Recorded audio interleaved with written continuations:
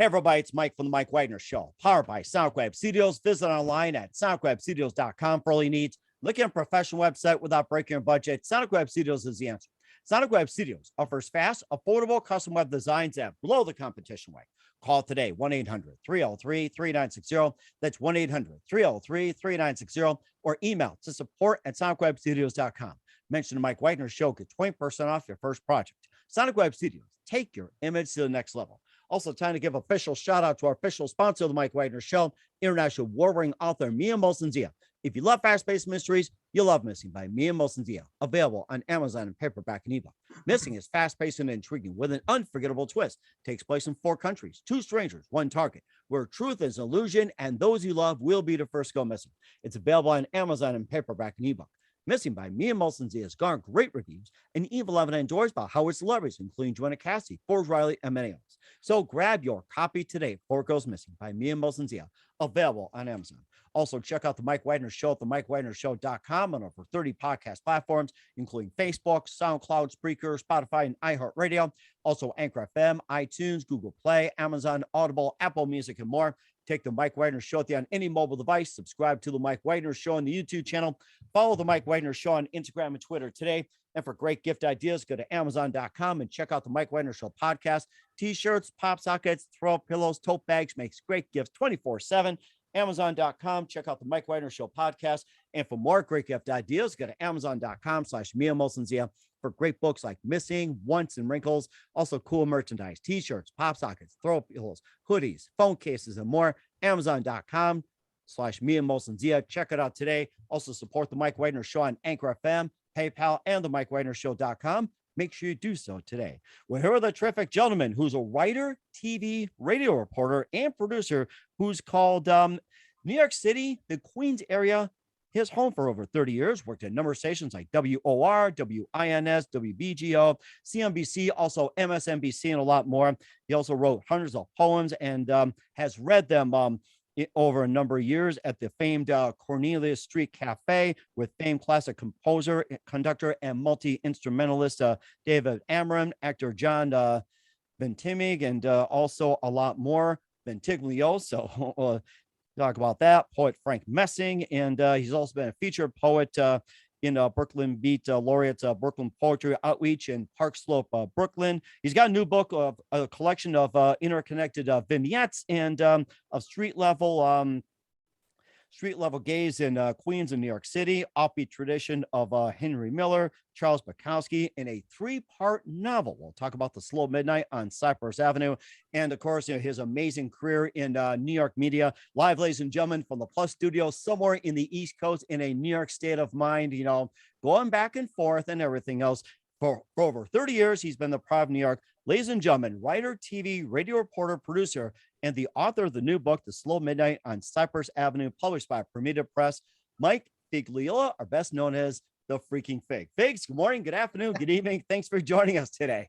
Mike, thank you so much for having me. Let me tell you, I got to get a Mike Wagner pillow because I'm not sure I can go to sleep tonight unless I get one of those. Oh, you know something? Here. We'll have you, just picture. Let me tell you, that is sweet dreams. Hey, you know something? I mean, it's really cool, man. That's awesome. It does. Yeah, it's a hot seller, and you can sleep with me anytime, not me physically, but that thing. Right. So, yeah, I mean, even my dog slept on it. If you got cats that could sleep on it. You get everybody, all types, everyone's sleeping on that thing. Yes, that's right. And we'll send you a link too, and go ahead and order, order for your hundreds of friends. So, oh my God, you'll definitely sleep good tonight. I'm glad you. A belated Valentine's gift. Absolutely. Yeah. And of course, got Easter, you got Christmas and whatever else. So it makes a great gift. So yeah. I mean, you're an amazing guy, writer, TV, radio reporter, producer who's called New York City and the Queens area home for over 30 years, worked in a number of stations. You wrote hundreds of poems. You also had them read. You also been to a number of, Beat Street cafes and more, been featured with quite a few artists as well too. You have a new book, which is a collection of interconnected vignettes called The Slow Midnight on Cypress Avenue, published by Prometa Press. And word is you've got another book out. But first, let's talk about your book and talk about your amazing career. And before getting all that, Figs, tell us how you first got started. Yeah, Mike, thank you so much again for having me here. So yeah, to go back, backtrack a little to what you first brought up, the radio career is really where I started. I think when I was a kid, my mom and dad are New Yorkers through and through. Mhm. My dad's from Brooklyn, my mom's from Brooklyn. And the funny thing is, I always tell this story, you sort of emigrate from Brooklyn to Queens. Now, most people don't, if you don't know about New York City, Brooklyn is the borough adjacent to Queens, and they sort of move on, like the Jeffersons, they move on up. You kind of move on up to Queens and kind of leave a little bit, when things get a little dicey in those areas, they move into Queens. So they both, my mom's from Bushwick, my dad's from Williamsburg, and they moved into Queens. So, for me to write about the area I'm writing about, which is Cypress Avenue, that's a thoroughfare, a long avenue that straddles Brooklyn and Queens. And that area there is very much kind of a mishmash of folks. You have the stalwarts that are still there forever, and then you have the kind of the new breed of folks that came in there, sort of these hippies, if you want to say, or Mhm. what you want to call them. And then you have the transients, and then you have sort of another population of immigrants and other folks who are trying to make their way. And that really resonated with me when I thought about writing the book. But that's really where I come from. My mom was a homemaker, my dad's a cop, my grandfather was in the World War II Navy gunner. He Wow. told stories about that. I'm from truckers and cabbie drivers, blue collar folk, right? Real regular people. So that is what is important to me in my prose. A lot of people, they kind of write about Broadway, or they write about Wall Street, or they write about, Williamsburg, where the sort of the happening places now, But I like to write about Cypress Avenue and the people that live there, And so when I went down, went back to my roots and started, a lot of my family's still living there, and some of them, they moved away, but in later years, but they were living there and they used to spend time there. When I went back to research, what really spoke to me was the people waiting at the bus stop, Mm. the guy sitting on the stoop, sort of with like every day sitting there. I walk by the same guy every day, sitting there, and so he had to be included in my book. And Huh. to me, those are folks that are the forgotten. People are not written about, or really heralded. And so I wanted to make a book that was palatable to not just New Yorkers, but to anybody across, even the Rust Belt, St. Louis, Cincinnati, Niagara Falls. I don't care where you are, but I think it's about a neighborhood. It's about people struggling, trying to get ahead. It's a darker look at it. But I think at the end of the day, I think we're all in on that. And so what was important to me was to write about those folks, and it's from where I'm from, and that's what I tried to translate on the page. Mhm. And you also done some radio as well too, which is also Yeah, part of your roots too. Being yeah, for a long time, you worked just yeah, about every station out there: WOR, WINS, WBGO. You also worked with yeah. CNBC, MSNBC, and I mean, how'd you get first started in radio? So it's like just a lot of us got started radio, and not just with this, not just with that, but there's always some form of getting started in radio. Like everybody's got a story in radio. I got to tell you that. So. I'm so lucky that I started in radio. I think that's really what propelled me to where I am today in my producing and professional career outside of my writing. WOR is one of the oldest stations in the nation. I mean, I actually got to work for John Gambling, which is one of the original talk morning show radio hosts here. His father and grandfather, there's a lineage of Gamblings that did this since like 1930, Wow. and I got to be a part of that. Really lucky. I'm really lucky and blessed to do that. I worked at 1010 Wins. I got to work there for a year or so, and got to do that. And WBGO, which is a jazz NPR kind of station, public Mm. broadcasting station, in Newark, New Jersey. They gave me my first stint as a reporter. So all of these things again, and you don't get to do that, and you don't get to experience all of this kind of stuff in other genres. In radio, they really give you the tools and the ability, like, try it out, kid. Let's see what you can do. Come on, guy, give me a pat on the back. Get in there. Get in there, Rock. Go ahead. So I was really lucky to get that opportunity. Radio has been a blessing for me. I have an affinity for it. I wish it was better. Right now, I know a lot of Oh folks my are hurting gosh, radio. yes. Yeah. I You mean, listen to radio still, or yeah, yeah, radio veterans, we all yeah, agree on that one. I've been doing yeah, it since 1982. I've been in yeah, Greater Chicago, Southern Illinois. I've been in Milwaukee. I've been yeah, in yeah, Bismarck, North Dakota since 2007, working, at quite a few stations. So I know how that sure, goes. And of course, sure. we can talk about it another time as well. But you got to live, breathe, and everything else. But then you talk about being a reporter. What was that first story that you did? And tell us about that. Great question. It's a funny one. I'm literally green. I've done this maybe a couple months, and all of a sudden we get an alert. And again, at the time, now this is 2000. Mhm. This is 20 years ago. So I know I don't look it, but it was 20 years ago. I was a little jerk then, whatever, little guy, and I I was think many of us out were there little and trying to jerks do my back thing. then. Yeah. And so we get an alert that some maniac climbed up the Brooklyn Bridge, and Really? he climbed the Brooklyn Bridge. They were calling him the Spider-Man. You can Google this Oh stuff. yes, yes, The that's right. What Spider-Man guy. what was that? That French guy that was climbing it? Was that the Spider-Man, or am I thinking of Not another this. guy? That was a different time. This is late. That was later. Oh This is wow. like the original Spider-Man guy. And so if you Google it, I think it was like 2001, maybe 2000, right before 9/11. So this guy somehow got up to climb the spires and went all the way up, and the police had to come. And so I'm standing there. Now, I have never done this before. So I had to go live and report and give feedback and tell the anchors. I had never done it. I was scared. I had no idea what I was. I think I even said I was at the wrong place at one point. The best part of the story is, and I think you'll like this, was that the police showed up, obviously, and they were all trying to talk him down. And some guy brought a Heineken and said, "Hey, now if I give you the Heineken, will you come down? At least grab the Heineken." The guy grabbed the Heineken, and they grabbed him off the whatever scaffolding he was on, and they brought him down. So yeah, Oh that my was gosh. my first real radio. Oh my story. gosh, that would have been a great deal too. It's like throwing a slice of New York pizza, and I think he would have got down a lot faster. Go down in record time. So Yeah, right. I can imagine if I did something like that in radio, like, oh my God, this is a travesty. It made me Yeah. think of go back to the Hindenburg as well, too, with that guy from WOLS, was it 1932? And he's like, oh All my humanity. God, the calamity, the devastation.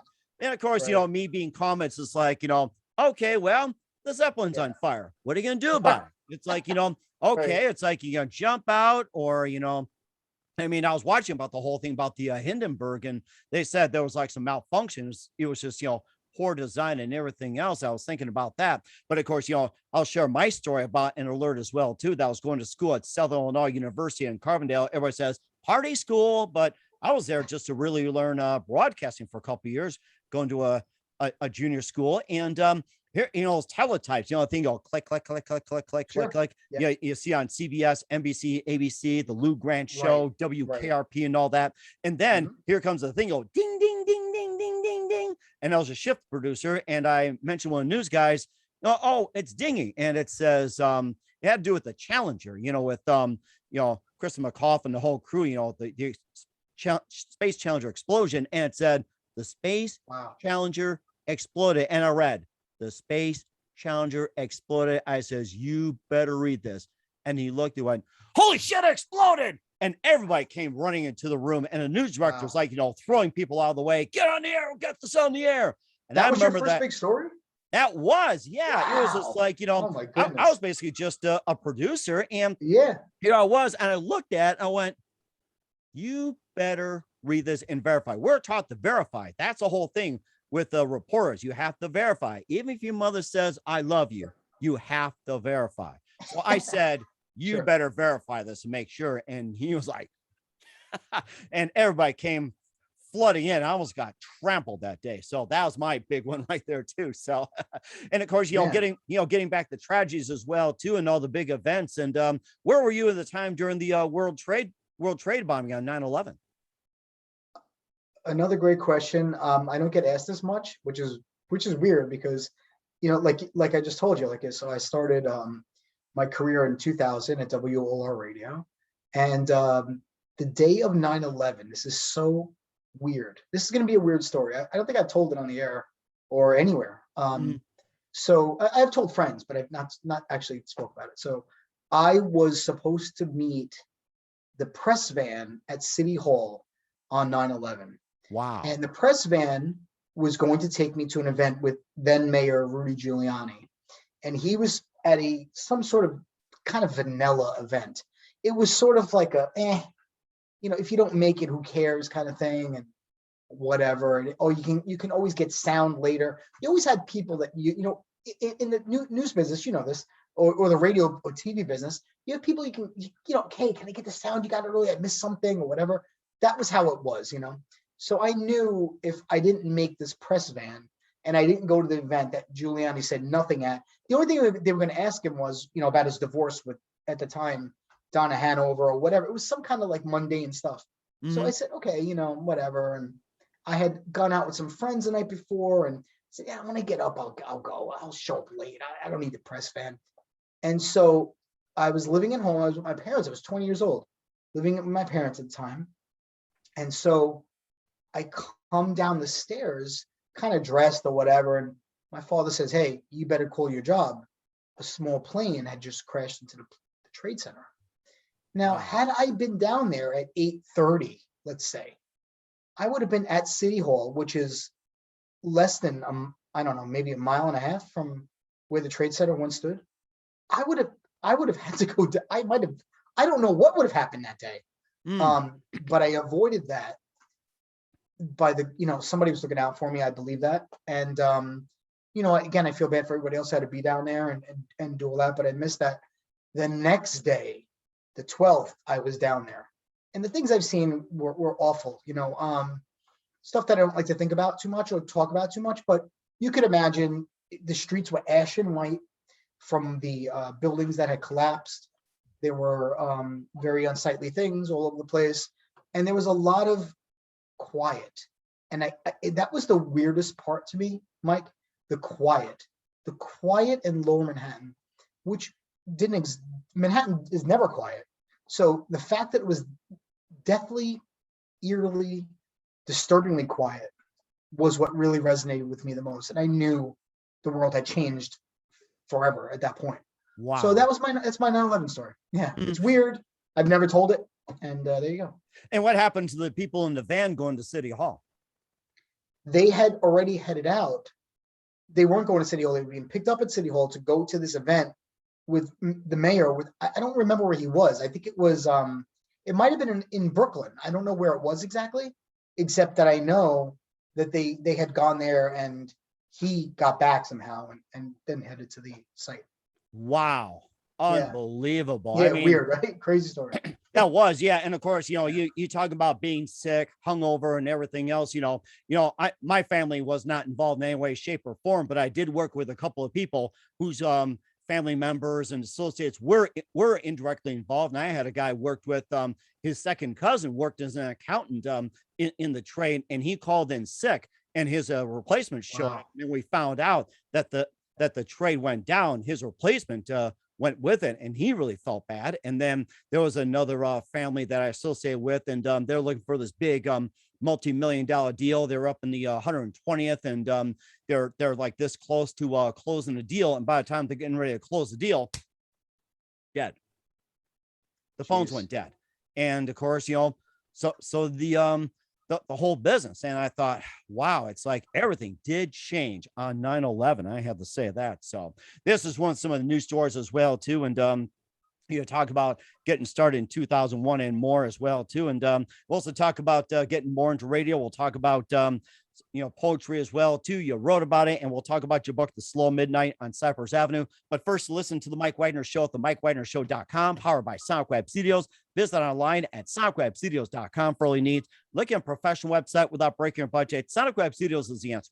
SonicWeb Studios offers fast, affordable custom web designs that blow the competition away. Call today, 1-800-303-3960. It's 1-800-303-3960, or email to support@SonicWebStudios.com. Mention the Mike Widener Show, get 20% off your first project.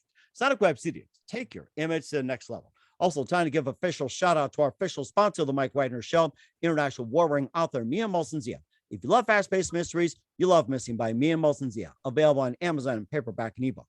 Missing is fast-paced and intriguing with an unforgettable twist. Takes place in 4 countries, 2 strangers, 1 target, where truth is an illusion and those you love will be the first to go missing.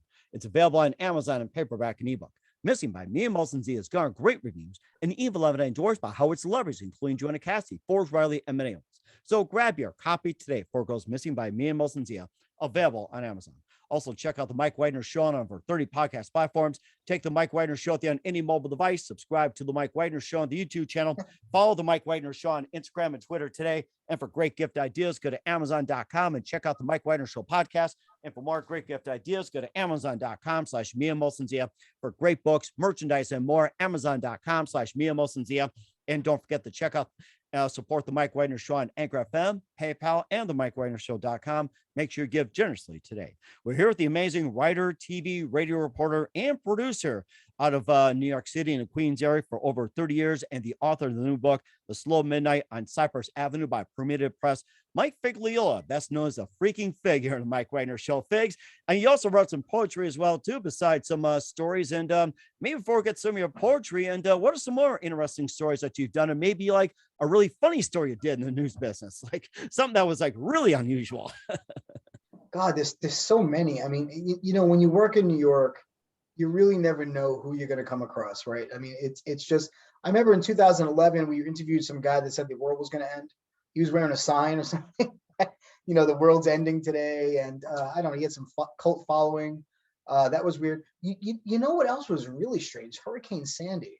Oh, yes. Yeah. And let me tell you, I'll tell you a couple things that, you know, it's not as funny as that, you know, it's a little bizarre kind of thing. But I'll tell you, when I did Hurricane Sandy, we did not shut down. WR stayed open the entire time, although we were in the flood zone. So Manhattan had flood zones, believe it or not.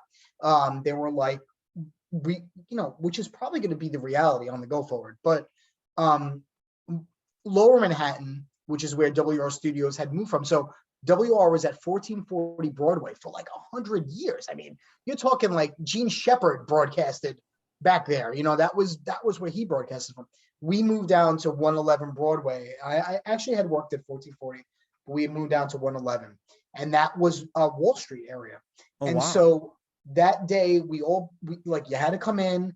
They told me, you sleep in your studio. You know, we'll provide whatever we can for you, but stay over. Don't leave, because we're the first line of defense here. You know, in New York, we have to tell everybody what's going on.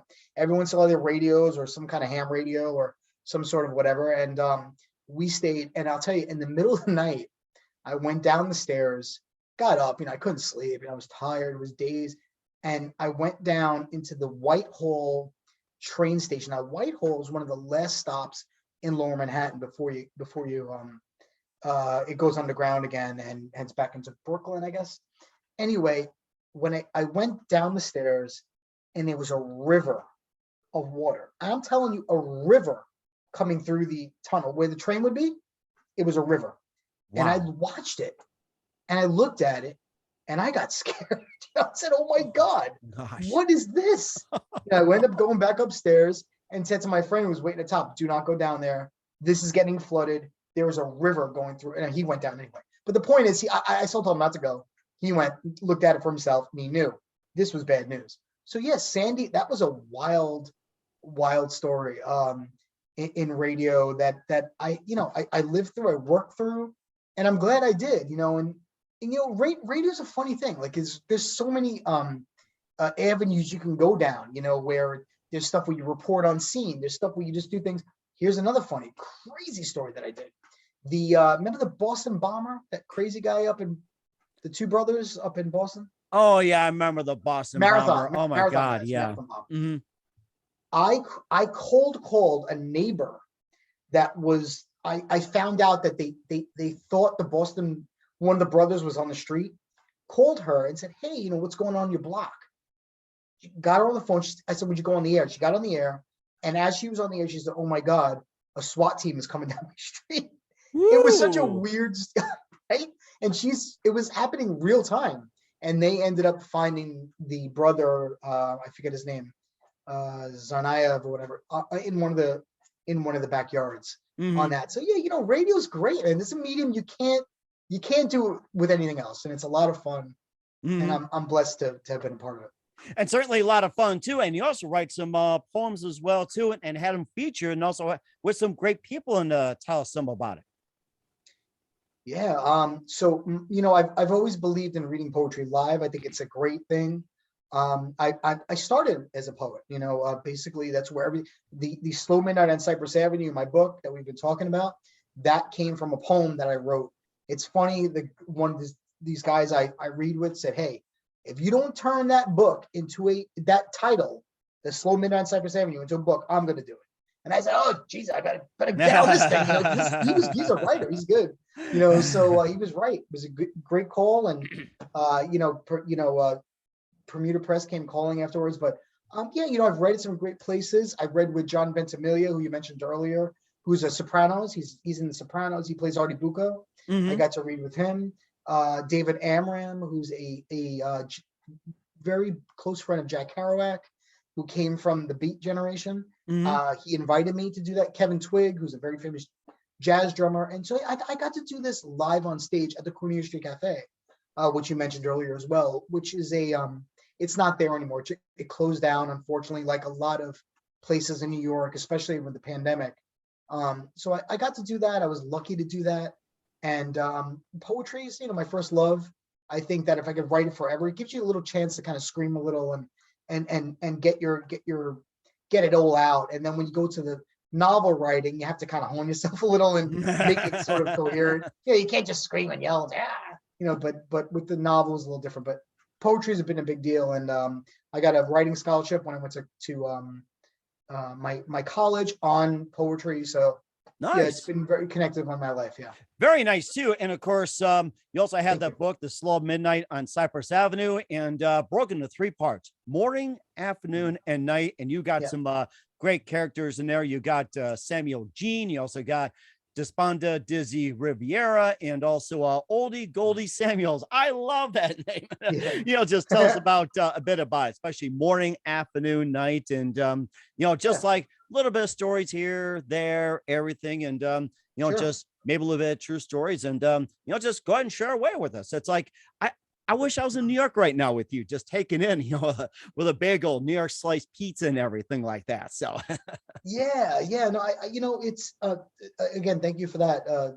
It's the characters are built on experiences and people I've met, and they're not based on one person.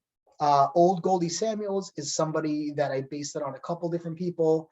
But she's sort of like the neighborhood old woman who kind of like spins some yarns and spends time at the liquor store, and you'll see her at the grocery store, and you'll see her all over the place. And she's one of those folks. When I really, like I said earlier, when we first started the interview, I really want to write about regular folks. So, Desi is a little Puerto Rican girl who lives at home with her mother, and she's sort of broke, and she doesn't know where her life is heading. And she hangs out with this old guy, Sam Jean, who's sort of like a father figure to her because she never had a father. And they have this weird relationship, where, she kind of shows up and he's kind of grumpy and miserly, and she's happy to be there, but he's not happy to be there, happy for her to be there. But all of a sudden she leaves and he wants her back. It's sort of like this dichotomy that I tried to paint. Yeah. Of people who need each other, but try to pretend that they don't. But I think that's kind of how society is, right? Like, even with your friends sometimes, I'm sure you have these friends who are like, oh, it would be great to hang out. Good to see. And then you don't hear from them anymore. But then they get kind of pissed if you don't talk to them for a while. So I kind of try to capture that. And I really want an authentic look at Ridgewood and Queens and Cypress Avenue and these folks, because I wanted them to be the anti-Broadway, the anti-Wall Street, the anti-Midtown, the anti-anywhere. I wanted them to be the regular people. Desi has pocket change. She uses a payphone, stuff like that. Like, that was important to me to get in there. Like, they talk about ash cans and things that, like sort of yesteryear talk, which is important to me. I think it's still around, but people don't pay much mind to it. And I wanted to highlight that. and make sure we put it back in the forefront of the book. And what do you feel is the overall message of the book? I think that we're all neighbors and we're all interconnected at the end of the day. And I think that, when I grew up, when there was a blackout on my street, I know, again, I don't know where you grew up, but either way, when the lights went out at night or blackout went out, my parents would sit on the stoop, or stoop, it might be your porch or your stepway, whatever. We would sit out there. My mom would have a cup of coffee. My dad would sit out there and we'd send us out to play. That doesn't exist anymore. And I was hoping this book would be a love letter to that sort of time and place where people spent time outside and looking at each other. And, I don't see kids playing out on the street anymore at all. Oh that my gosh. Me, oh, right.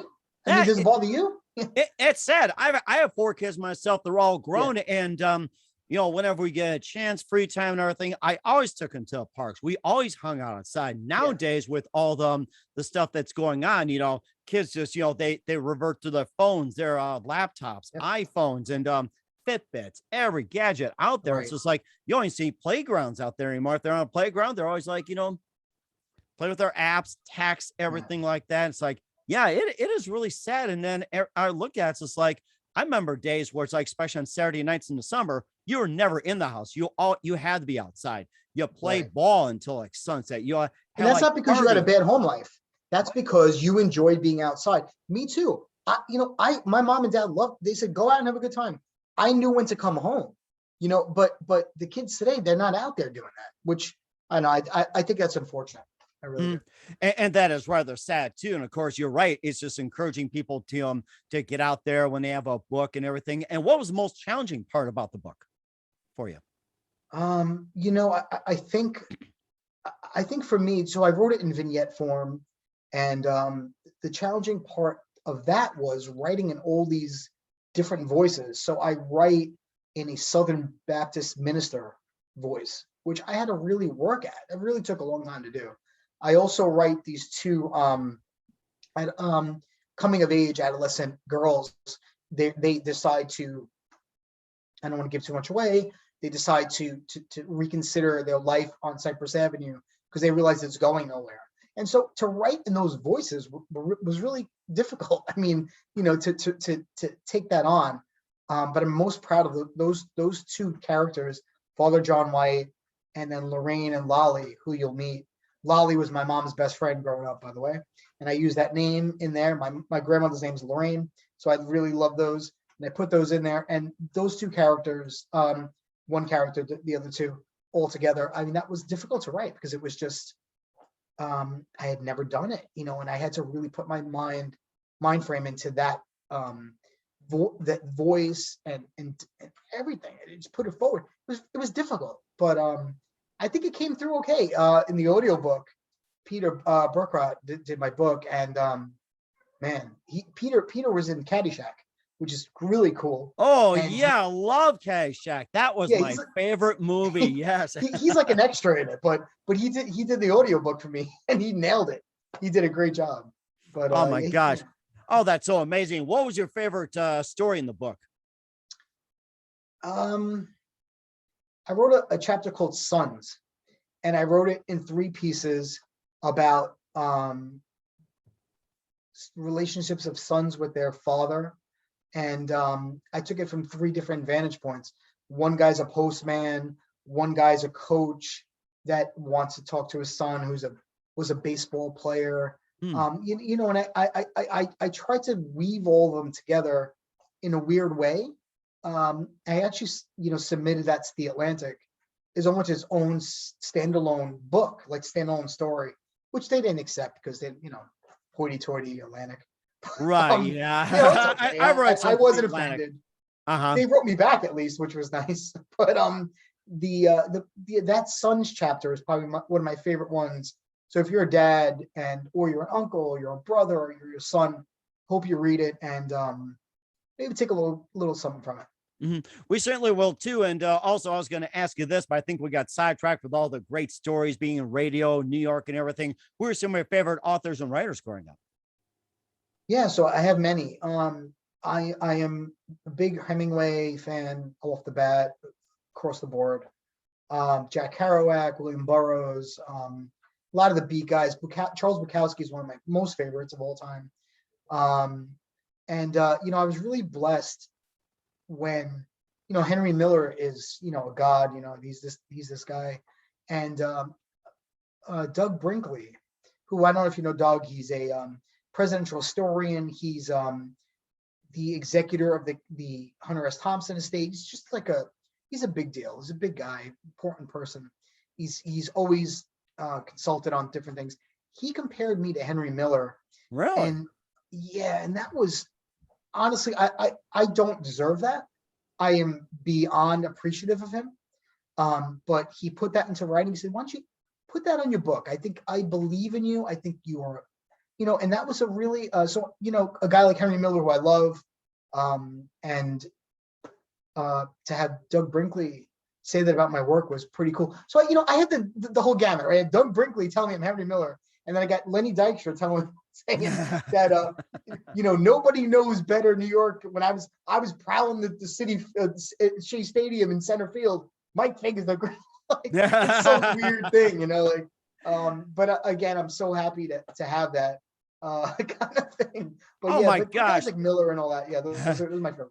Boy, getting an endorsement from Lenny Dykstra, that had to be like the cream of the crop. It's like, oh my gosh. I'm a diehard Mets. Are you a Mets fan? Well, No. actually, No, you're probably a Cubs fan. I am a Cubs fan, but I still remember that time from 84 up to 85, 86. Ryan It went Sandberg, back baby. and forth. Ryan Yes. Sandberg. And Dwight Gooden for you guys, and Wally Backman, Keith Hernandez. But you know what? I have to say this. Ron Darling was one of my favorites because he's a great pitcher, they were airing RC commercial in Chicago, which is Royal Crown Cola. RC Cola? RC Cola, yes. And he was in it. I love RC Cola. that was the cheapest there was. And Pepsi was expensive, Coke was expensive. You got RC and those shafts that cost like a freaking dime or a nickel from a vending machine. And of course, he was up like this. Is like some people prefer taste of Pepsi. Ron's like, some people prefer taste of Coke. Some people prefer taste of RC. And he was nodding his head, says, that was spot on, Ron Darling. How about your announcer there, man? The glasses. Harry Carey. Harry Carey. God, yes. You can't beat that, huh? Harry Carey here, back at the Wrigley Field. And here was a backstory too. But when he was doing baseball for the St. Louis Cardinals, he was drinking Budweiser like crazy, during the games. And here's Lil Brock up the plate, and then when he got called to do the Chicago White Sox, he had to do Falstaff beer, but he did not like Falstaff. What it was this Falstaff can? It was Budweiser. He was drinking that, and he was like, "Screw Falstaff." And then is that real? Is that a true story? What's that? Is that real? Is that a true story? That was a true story. Yeah, and somebody was telling me that. And the funny part about the Cubs, and I remember I was working at a store in Woodfield Mall, and by the time they're ready to close, it was Rick Sutcliffe throwing the last strike to Sutcliffe, great pitcher. Oh, he was amazing. 17-1 that year. And it was one of the Pirates goes, Cubs win the division. And we're getting ready to close. I'm like, oh, thank God I was working. I get to be in the TV department and watch the Cubs win the division that year. That's wild. Oh, man, you had some great ball players. The Hawk was on that team, and the Mark Grace and just Ron Say and God, it's just so many. Ron Say was amazing. Jody Davis, Keith Moreland, which I almost caught a home run from him. Yeah, Moreland. Jody Davis behind the plate. Yeah, great ball players. And I'm trying to think some of the other pitchers on there. I'm trying to think of their reliever, but we went to Cubs games. That year they they won the division, and everybody was saying, they should have won the pennant. But you know something? It was Major League Baseball that screwed them over because the Cubs did not have lights. And so it's like, 3 games end up in San Diego. They lost. Leon Durham let the ball go with his legs. And Leon Durham, great. Yeah. And then Bill Buckner pulled off the same feat. I think Hernandez almost did the same thing too. It's like first baseman. It's like, boy, that's like a graveyard for your career if you let your ball go through the legs. Oh my God. Yes.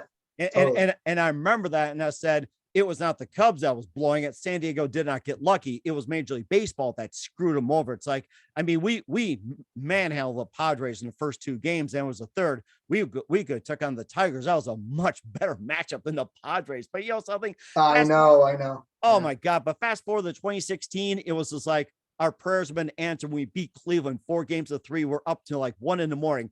watching Game 7 at a Buffalo Wild Wings. There's a handful of Cub fans, a group of pastors from Cleveland, and they're like, good sports. And it came up and go, hey, great game. I says, God bless you guys. We're going to pray for your Indians to win it next year so they can shut up about not winning. Yeah. What a wild World Series that was between two teams that were like, hadn't won in 100 years or whatever it was. Oh Between my Cleveland gosh, and yeah. Chicago. And then the Cubs look back and say it was a good thing of rain delay. We can just calm down after Chili Davis put the Indians up ahead, and that would have been like another folklore, but that became insignificant. And then Indians fans were like, that guy should have been at second base. All that. So let me tell you, I try to incorporate baseball in my writing all the time. I think that it's just a game of beautiful chance and madness, and you never know what's going to happen. I hate people that say it's a slow game. I think it's just paced just right, because it's you get a little break. You can watch pitches with finesse, plays being made. Sometimes there's no score. Sometimes there's tons of runs, and the home run doesn't do it for me. Can I ask you one baseball thing? And I know we'll get off this and get back to the other stuff. Oh, absolutely. It's like, I love talking about this stuff. It makes more of an essence of it, but go ahead. I'm all in. All right. I am a huge believer that Fred McGriff, you know what Fred McGriff is? I remember, Toronto Blue Jays, Atlanta Braves, and I'm trying to think. Crime Dog. Yes, Crime Dog. That's right. 493 home runs. 493 home runs. He's got, I don't know, 2,500 hits, maybe something like that. How is this man not in the Hall of Fame? I have no idea how Jim Rice is 417. I love Jim Rice. Put Jim Rice in the Hall of Fame, fine. But how is Fred McGriff not in the Hall of Fame?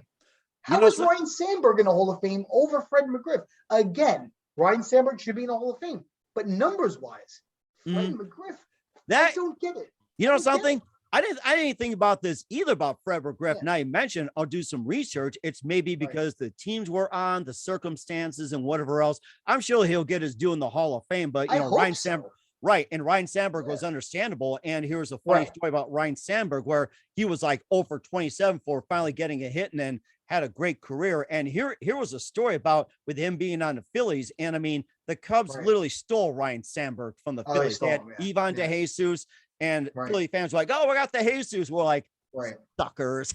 Yeah. Oh, my God. What a bad deal. It was like when the Mets traded Seaver away and got nothing. I mean, they got some bunch of scrubs, basically, from Cincinnati. But anyway, I digress. And of course, with Cincinnati, it's like, who knew they're going to be, the way they were and everything. He ended up winning, a World Series, 75, 76, the Big Red Machine. Oh, my gosh. I still remember that. Yes. Wow. And the Yankees, Reggie Jackson, 3 home runs. And the last one went in the third deck.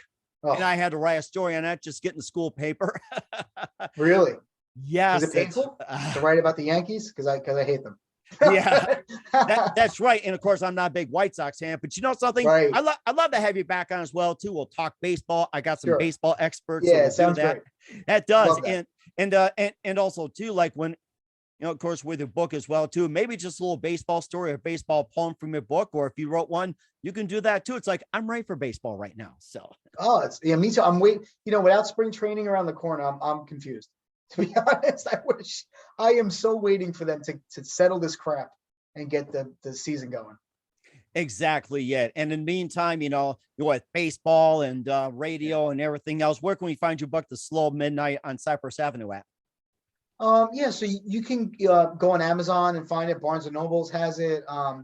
It's in bookstores and across the country in some place, little shops and things. I don't know the exact ones, but definitely look online. You can find me on Instagram. I'm at Mike A. Figs and Mike Figs on Twitter. And you can find me there. You can do all that. Connect with me, please. Happy to be a part of it. I have a new book that I've written that I'm searching for a home for right now to get the right home and get the right development with. And this is here's the cover for it. It's a sticker I have made up. Mm-hmm. It's called Finest Flying Without You.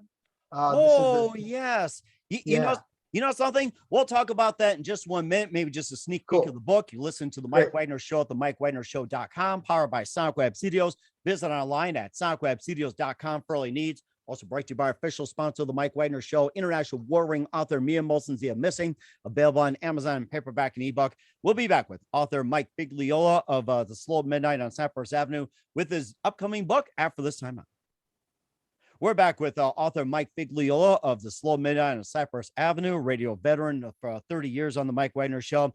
Let's talk more about the book, Fine is Flying Without You, maybe just a sneak peek of the book. And this looks really good, too, along with The Slow Midnight.